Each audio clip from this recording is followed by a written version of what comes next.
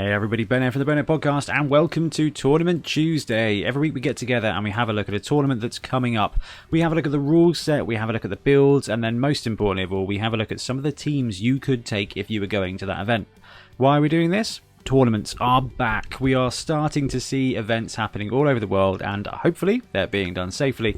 But what it does mean is that we start to get to grips with how the competitive scene of Blood Bowl is going to look like now Season 2 is out. Now Blood Bowl 2020 is live. We can see some of the builds that we think are going to be cool. So we're going to go through these tournaments and we're going to pick out some rosters that look fun and or competitive. And at the end of the show we'll point out what tournament we're going to look at next week. So if you've got some rosters you think for that event, you can drop them to us and we can have a look. So today we are looking at World's Edge Mountain Bash 4 taking place on the 5th of June in Colorado, USA. So we've got a couple of weeks left. And honestly, let's dive in.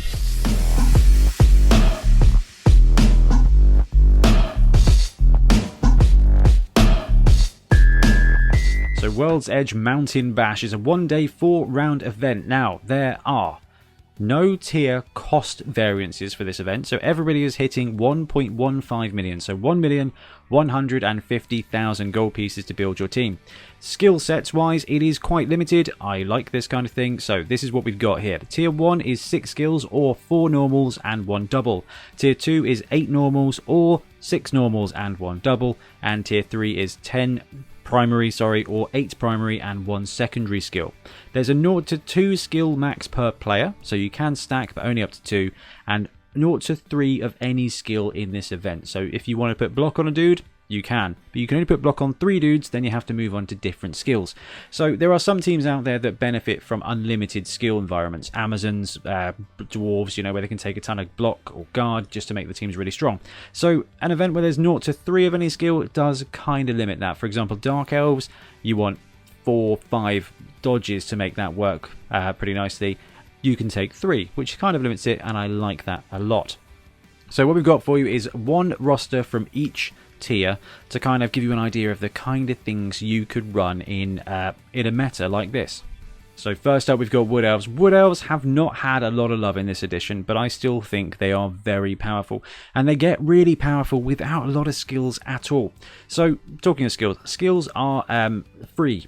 Okay, the cost of the skill does not affect the TV. So each of these rosters you're going to see the team value and the skills are separate to that. They just go on top of it. So this Wood Elf roster is 1145, so 1,145,000 gold pieces.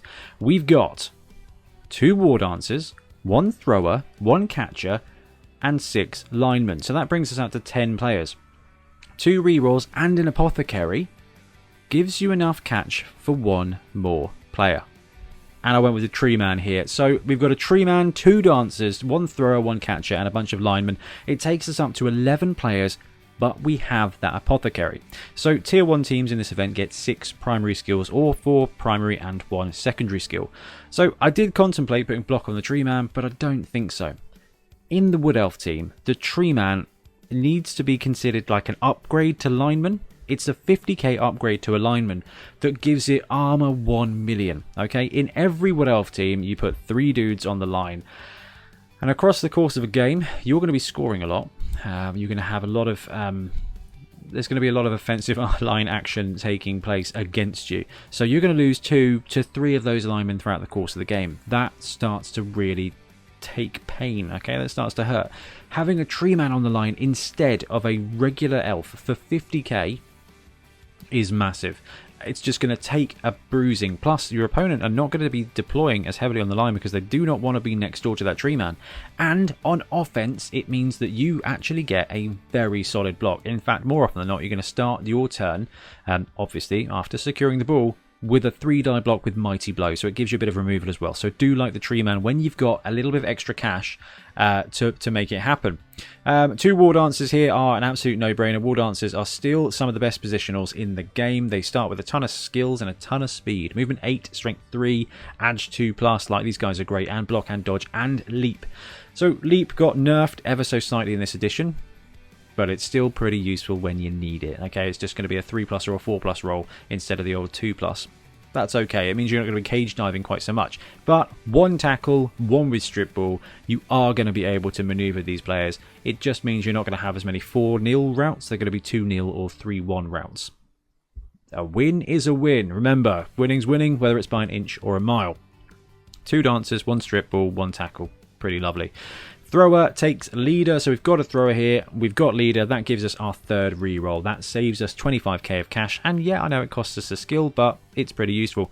And the thrower having that cheeky passing 2+ will help you on offense, especially because we've managed to sneak 1 catcher into this build as well. Putting block on the catcher gives us a movement 8 edge 2+ blodger with catch. So you've got 3 movement 8 pieces here, and all of them have got block, so that actually makes a pretty resilient team. We managed to fill out 6 linemen, takes us to 11 players plus the apothecary. 1 taking kick. Kick is so good on Wood Elf teams. Kicking it close if you've got a decent deployment. Kicking it deep if they are a slow team, and you will be able to pounce and divide the team. And when you divide the team, you can really start putting some pressure on those low agility teams. And that's where that turnover situation starts happening. And 1 wrestle on the lineman, just because wrestle, blitz, strength 3, edge 2+, movement 7 piece. Oh, come on, I would take that in any team of mine. So that really fills out the roster. So you've got 1 wrestle, 3 block, and 2 of them have got leap. All of them have got edge 2+. This is still a rocking team. This is going to deliver some serious wins. Now, there's some stuff you can do differently here. You can drop the thrower, drop the catcher, replace them with 3 linemen instead to bulk out the amount of people you've got. Sorry, instead of taking the tree man, the thrower, and the catcher, you could probably just take the tree man or the thrower and then fill out with an extra lineman if you want 12 men. But the thing about Wood Elves here is that they are fine at 8 players. But you've got an apothecary and a tree. Okay, so basically you're running an 11-man roster.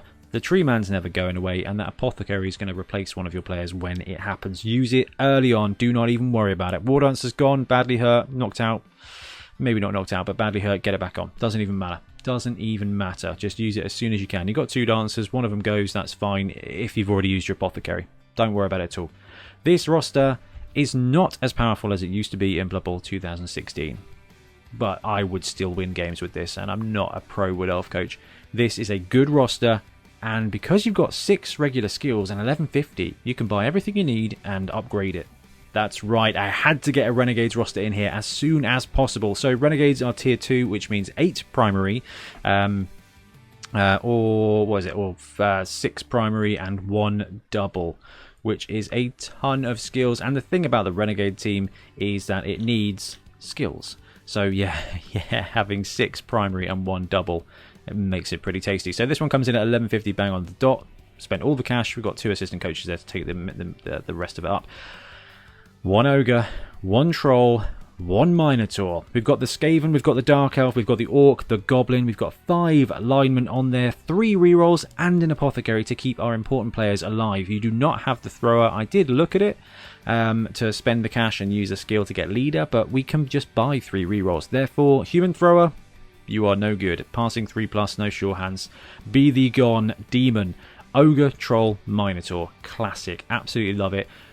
Tempted to take the rat ogre, but I think where this, if you do, you lose a reroll basically, and then you have to take the threat. I love the rat ogre, but this roster is going to be just fine. So we get a ton of skills to put on this team. So the first is really simple. One of these linemen gets sure hands. He's going to be the ball picker upper.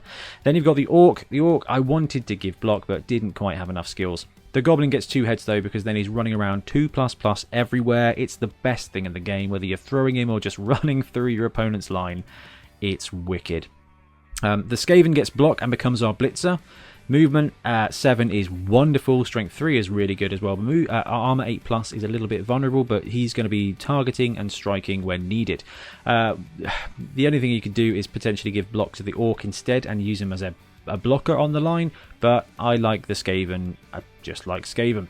You can give him wrestle instead if you like. Dark Elf dodge. You've got to make the most of that edge 2+. Okay, your passing game here doesn't matter. You're not going to be doing fancy things, but that 2+ dodge is going to be running around doing absolutely brilliant things. The Minotaur gets our double and gets block and is going to be murdering face the entire game.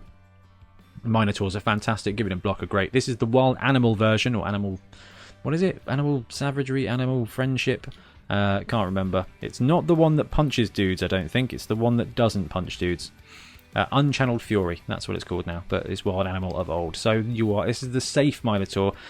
I mean, yeah, it means that 1 in 6 times when you try and blitz with the Minotaur it isn't going to work, but it's worth it the other times. The Ogre gets Guard because it is a smash face piece, and the Troll gets Tentacles because a Troll with Tentacles is a Troll worth having. It can still vomit on people, but the Troll goes on the line. The Ogre kind of deploys as your linebacker and can deploy anywhere and just support and just get stuck in. If it fails to blitz, it's fine. The Minotaur just blitzing around with block, though, is just so tempting. You've got the Apothecary, so if one of those guys goes down, you can hopefully bring them back in again. You've got the Skaven to be your blocker, your blitzer, and also a very reliable ball carrier. Movement 7 block is wonderful. Edge 2+ dodge on the Dark Elf is great as well. That Goblin's going to be another scoring threat. The Orc is just going to go on the line, potentially backed up with the Ogre when it needs to, but just standing there next to the Tentacles Troll and 1 random lineman, you got a pretty solid front line there, whether you're attacking or defending. This is a great roster. Renegades with a few skills is awesome. And potentially got a bit greedy with the Minotaur, taking block and spending our double. Could have downgraded that to Juggernaut, then had one more block, one more skill free to give block maybe on the Orc. I don't know. I do just love a blocking Minotaur. It's just too much fun. So Renegades looking like a really good roster when you get 7 or 8 skills. All about the fun train, it's Goblins as well. So Goblin is going to be our tier 3 roster for this week. This one comes in bang on 1150 as well. Did I have to spend any cash on assistant coaches? No, I did not. Okay, so star player, Hackflem Shuttlespike. No, Scuttlespike. Damn it. I've even spelled it wrong again. Goodness me, Hackflem, forgive me. Right, let's ignore Hackflem and come back to it because apparently I can't get his name right. 2 Trolls, 1 Pogo, 1 Diver. 1 Loony, 1 Fanatic, 1 Hooligan, 5 Goblins. How many players is that? 13, 5, 6, 7, 8, 9, 10, 11, 12. 13, including your star. 3 rerolls, not bad at all, and a bribe there to keep your star players around. So you're not star players, your special weapons. So we'll come back to the awesome Gutter Runner in a second. You've got 12 Goblins here and a bribe. So you've got 2 of them are secret weapon and you are going to lose them, but we get to upgrade them with an absolute ton of skills. Okay, we've gone with the 9 primary and 1 secondary build here. So our 2 Trolls, both of them get Guard. Why are they both getting Guard? Well, Guard is really important to making your Strength 2 blocks into Strength 4 blocks, which is actually pretty tasty.